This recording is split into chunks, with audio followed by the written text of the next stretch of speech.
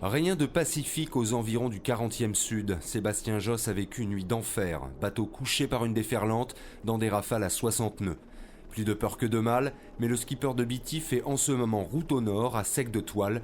En attendant le lever du jour, Sébastien Josse pourra alors faire une estimation d'éventuels dégâts subis par son bateau.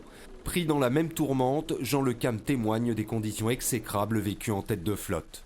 Il y a des vagues énormes, il y a des grains, on a pris des grains à 50 nœuds, les vagues ont été croisées, il y a des moments où tu te demandes quoi, c'est assez infernal on va dire.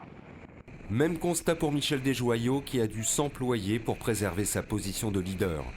Ça va correctement, je suis pas très content de ce que j'ai fait, mais c'est pas très grave. On est dans un temps un peu délicat là, avec des grains qui tombent, donc faut être assez vigilant quand même pour tourner ce bateau au travers de la route. La moindre erreur peut se payer très cher. Yann Eliès le sait bien, des nouvelles rassurantes venues de l'hôpital de Perth en Australie.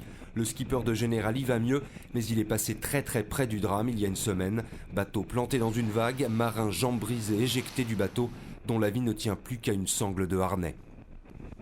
Dans ces cas-là, on décuple les ressources et les forces qu'on ne soupçonnait pas avoir, et je me suis hissé donc par-dessus la filière, par-dessus le balcon pour tomber sur le pont. Donc on a tout ça avec pas mal de douleurs et pas mal de cris, et puis après moi je me suis traîné jusqu'au cockpit et jusqu'à l'intérieur du bateau. Eliès revient de loin, Marc Guillemot lui écarte un peu sa trajectoire, direction l'île d'Auckland pour réparer son rail de grand voile, dernier bout de terre avant le grand vide de l'océan Pacifique. Je compte à peu près 2h30 dans le mât et je pense qu'en 6 heures, de mouillage à mouillage, c'est le temps que ça devrait me prendre à peu près pour cette opération.